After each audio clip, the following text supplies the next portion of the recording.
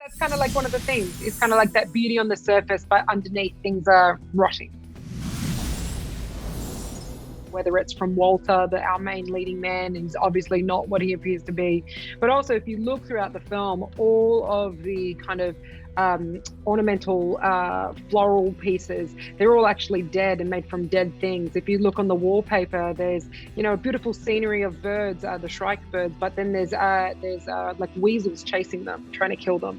The deer on the library wall are all dead. And in the banquet hall and when they have the rehearsal dinner, the food all looks sumptuous and delicious, but when you get closer, that food, and this isn't real life, it was actually rotting. There are maggots and flies, and we had to film in that room. It was disgusting. She maybe didn't even realize herself to begin with how powerful she was, and she's been living that hard artistic hustle, for a number of years, and she's grieving and sad. She's lost her mum recently, and so like the idea that she would go down like without a fight, though, was sort of, like you said, she uses the perception of her being just kind of needing and desperate for connection as like they kind of count her out, and then they're not quite expecting her resolve and her fight.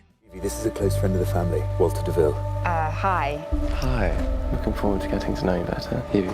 First of all, he's coming across as what he believes to be the charming man. But then he realizes quite quickly is that Evie doesn't care about his money. She's not that kind of person. And so he has to kind of adapt to being what her version of the charming man is. But then deep down, we all know he's a predator. He's an awful monster.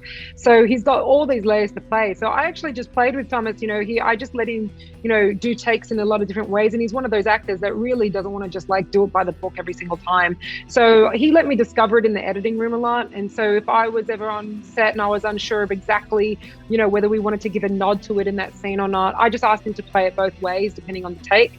And then when we got into the editing room, that's when, the editor is really a third storyteller, and you can craft the story and the character in the edit room as well.